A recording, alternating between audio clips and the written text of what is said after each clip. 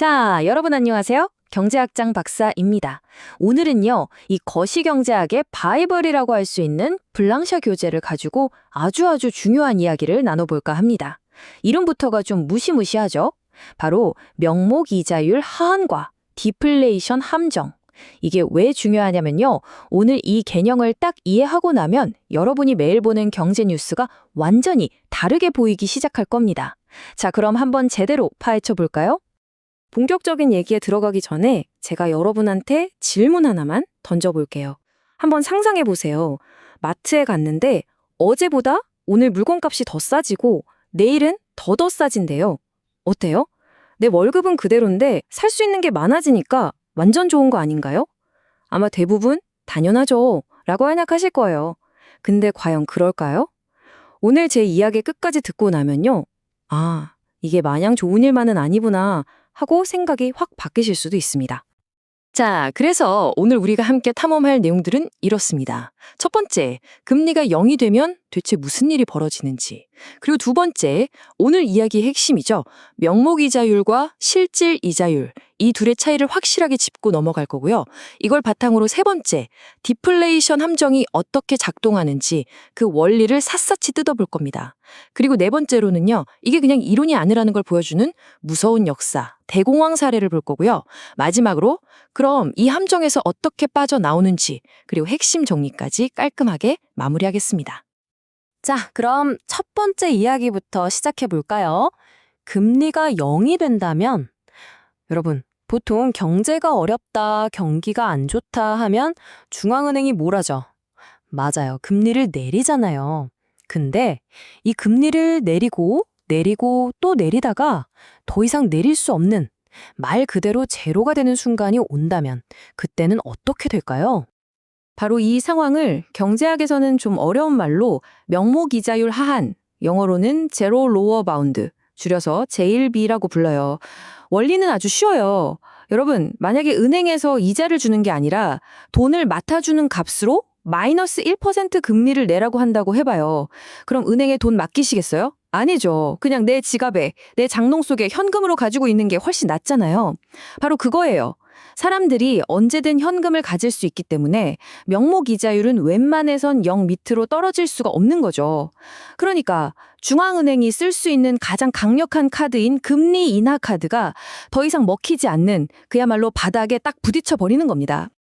자, 이제 오늘 이야기에서 가장 중요한 부분으로 넘어갑니다. 이 디플레이션 함정이라는 미스터리를 푸는 가장 결정적인 열쇠가 바로 여기에 있거든요. 바로 명목이자율과 실질이자율의 차이입니다. 여러분, 우리가 은행 가면 딱 보이는 그 금리랑요, 우리 주머니 사정에 진짜 영향을 미치는 금리는 하늘과 땅 차이일 수 있습니다. 그럼 실질이자율이 뭐냐? 간단해요. 우리가 눈으로 보는 명목이자율에서 앞으로 물가가 얼마나 오를 것 같은지, 즉 기계 인플레이션을 빼준 값이에요. 이게 왜 그렇게 중요하냐면요. 생각해 보세요. 기업이 공장을 지으려고 돈을 빌리거나 우리가 대출받아서 집을 살 때 명목금리 5%만 볼까요? 아니죠. 앞으로 물가가 3% 오를 테니까 실제 내가 내는 이자는 한 2% 정도구나. 이렇게 계산을 한단 말이에요. 바로 이 실질 이자율이 우리가 돈을 빌릴 때 느끼는 진짜 부담, 진짜 비용이기 때문입니다. 이걸 멋있게 공식으로 풀려나면 바로 이겁니다. 경제학에서 아주 유명한 피셔 방정식이라는 건데요. 여기서 R이 실질 이자율, I가 명목 이자율, 그리고 저기 파이 2라고 써 있는 게 기대 인플레이션이에요. 뭐 복잡해 보이지만 내용은 간단하죠. 진짜 이자율은 눈에 보이는 이자율 빼기 물가 상승 예상치다. 자, 그럼 이 공식을 가지고 우리 한번 재미있는 퀴즈를 풀어볼까요? 자, 여기 상황을 한번 가정해 봅시다. 지금 경제가 너무너무 안 좋아요. 그래서 중앙은행이 금리를 0%까지, 진짜 바닥까지 내렸습니다. 이게 명목이자율 I죠. 그런데 시장에서는 앞으로 물가가 2% 정도 떨어질 거라고 예상을 해요. 물가가 떨어지는 거니까 기대 인플레이션, 파이 2는 마이너스 2%가 되겠죠? 자, 바로 이 상황에서 여러분이 은행 가서 돈을 빌린다고 쳐봐요. 여러분이 실제로 느끼는 이자 부담, 즉 실질 이자율 R은 과연 몇 %일까요? 한번 생각해 보세요. 정답은 놀라지 마세요. 바로 플러스 2%입니다. 아니, 이자가 0%라는데 어떻게 2%가 나오냐고요? 아까 그 공식에 그대로 넣어보면 돼요. 실질 이자율은 명목 이자율 0%에서 기대 인플레이션인 마이너스 2%를 빼는 거잖아요? 그럼 0 빼기 2니까 수학 시간에 배웠죠? 플러스 2가 되는 겁니다. 정말 역설적이지 않나요? 중앙은행은 이자를 공짜로 만들어줬는데 물가가 떨어지는 것 때문에 내가 실제로 갚아야 할 돈의 가치는 오히려 더 커져서 사실상 2%짜리 이자를 내는 셈이 되어버린 거예요. 이게 바로 디플레이션의 무서움입니다. 네, 바로 이 지점입니다. 바로 여기서부터 디플레이션 함정이라는 무시무시한 메커니즘이 작동하기 시작하는 거예요. 금리는 0인데 물가가 떨어져서 진짜 이자는 오히려 올라가 버리는 이 기막힌 상황. 이게 어떻게 우리 경제를 헤어나올 수 없는 늪으로 끌고 들어가는지 그 원리를 지금부터 낱낱이 파헤쳐 보겠습니다. 자, 이 그래프를 보시면 좀 복잡해 보이죠? 괜찮아요. 제가 하나하나 짚어드릴게요. 이 그래프 안에 디플레이션 함정의 모든 비밀이 담겨 있습니다. 자, 보세요. 원래 우리 경제는 저기 A점에서 잘 돌아가고 있었어요. 그런데 갑자기 어떤 충격이 와서 생산량, 즉 산출량이 팍 줄어들었어요. 그럼 어떻게 될까요? 물건이 안 팔리니까 물가가 떨어지기 시작하겠죠? 바로 이게 디플레이션의 시작입니다. 자, 그럼 중앙은행이 가만히 있겠어요? 경기를 살리려고 명목금리를 0까지 낮춥니다. 그런데 아까 우리 봤잖아요. 디플레이션 때문에 진짜 금리인 실질 금리는 오히려 올라가 버리죠. 금리가 오르니까 기업들은 투자를 더 안 하고 사람들은 소비를 더 줄이고 그럼 생산은 어떻게 될까요? 더 줄어들겠죠? 그럼 물가는 더 떨어지고요. 이게 바로 끝없이 반복되는 악순환의 시작입니다. 네, 방금 우리가 본 그 과정을 정리하면 바로 이 디플레이션 악순환이라는 그림이 나옵니다. 자, 다시 한번 따라와 보세요. 생산이 줄어드니까 물가가 떨어지고, 물가가 떨어지니까 실질 금리는 오히려 오르고, 실질 금리가 오르니까 사람들이 돈을 안 써서 생산이 더 줄어들고, 이 꼬리에 꼬리를 무는 악순환.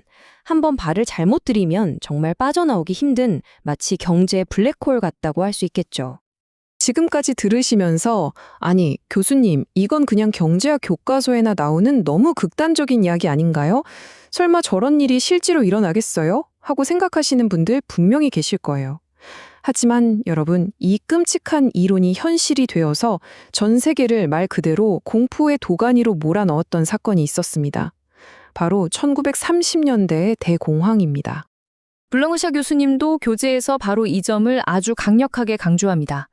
이 악몽 같은 시나리오, 이건 절대 경제학자들이 책상에 앉아서 만들어낸 상상의 산물이 아니다. 이것은 인류 역사상 최악의 경제 위기였던 바로 그 대공황 시절에 실제로 일어났던 일이다라고 말이죠. 자, 이 표를 한번 같이 보시죠. 정말 입이 떡 벌어질 정도입니다. 1929년에만 해도 멀쩡했던 미국 경제가 어떻게 박살나는지 한번 보세요. 불과 2, 3년 만에 인플레이션율이 마이너스 9%, 마이너스 10%, 어마어마한 디플레이션이죠. 그러자 경제 성장률은 마이너스 14%로 곤두박질치고 실업률은 3.2%에서 23.6%로 수직 상승합니다. 이게 바로 우리가 앞에서 봤던 그 디플레이션 악순환이 현실에서 얼마나 파괴적인 힘을 갖는지를 보여주는 너무나도 명백한 증거인 거죠. 그리고 그 정점을 찍었던 1933년에는요, 실업률이 무려 24.9% 달했습니다. 이게 무슨 뜻이냐면 길거리를 걸어 다니는 4사람 중 1명은 직장에 없었다는 거예요. 상상이 가시나요? 이건 그냥 교과서에 나오는 숫자가 아닙니다. 물가가 떨어진다는 그 공포 심리가 얼마나 순식간에 경제 전체를 마비시킬 수 있는지를 보여주는 아주 차가운 경고장인 셈이죠. 오늘날에도 전 세계 중앙은행 총재들이 이 대공황의 악몽을 잊지 못하고 밤잠을 설치는 이유가 바로 여기에 있습니다. 자, 그럼 이렇게 한번 빠지면 답도 없는 지독한 함정. 여기서 어떻게 빠져나올 수 있을까요? 중앙은행이 가진 가장 강력한 무기, 금리 정책이 완전히 고장나버린 이 상황에서는 뭔가 다른 특별한 처방이 필요하겠죠? 네, 이렇게 통화정책, 즉 금리를 움직이는 카드가 더 이상 먹히지 않을 때 구원투수로 등판하는 것이 바로 정부의 재정정책입니다. 통화정책이 중앙은행의 역할이라면 재정정책은 정부의 역할이죠. 예를 들면 정부가 직접 돈을 써서 대규모 댐을 짓거나 도로를 깔아서 일자리를 만들고 아니면 세금을 확 깎아줘서 사람들 주머니를 두둑하게 해주는 거예요. 이렇게 시장에 직접 돈을 쏟아부어서 꽁꽁 얼어붙은 소비와 투자를 살려내고 지긋지긋한 디플레이션의 고리를 끊어내려는 시도를 하는 겁니다. 자, 오늘 조금 어려운 개념들이 나왔죠? 그래도 끝까지 잘 따라와 주셨습니다. 이제 마지막으로요. 오늘 배운 내용 중에 이것만은 절대 잊지 말자 하는 핵심 포인트들을 딱 정리해드리고 여러분이 한번 곰곰이 생각해볼 만한 질문을 하나 던져드리면서 마무리하겠습니다. 자, 오늘 내용의 핵심 딱 4가지만 기억하시면 됩니다. 첫째, 명목 이자율은 0%라는 보이지 않는 바닥, 즉 하한선이 있다. 둘째, 물가가 계속 떨어지는 디플레이션 상황에서는 이 명목 이자율이 0%가 되어도 진짜 금리 실질 이자율은 오히려 올라가는 이상한 일이 벌어진다. 셋째, 바로 이 현상 때문에 경제는 한 번 빠지면 헤어나오기 힘든 디플레이션 악순환이라는 함정에 빠질 수 있다. 그리고 마지막 넷째, 이 모든 이야기는 그냥 이론이 아니라 대공황이라는 끔찍한 역사를 통해 증명된 사실이다. 어때요? 간단하죠? 이 4가지는 꼭 머릿속에 담아두세요. 자, 그럼 마지막으로 제가 여러분께 질문 하나를 던지면서 오늘 이야기를 마칠까 합니다. 대공황이라는 정말 뼈아픈 교훈을 얻은 오늘날의 중앙은행들은 다시는 이런 디플레이션 함정에 빠지지 않기 위해서 과연 어떤 새로운 정책 무기들을 개발했을까요? 우리가 요즘 뉴스에서 심심치 않게 듣는 양적 완화라던가 하는 좀 낯선 정책들이 바로 이 질문에 대한 답을 찾아가는 과정이라고 할 수 있습니다. 한번 곰곰이 생각해 보시면 경제를 보는 눈이 한층 더 넓어지실 겁니다. 자, 오늘 이야기는 여기까지입니다. 지금까지 경제학장 박사였습니다. 고맙습니다.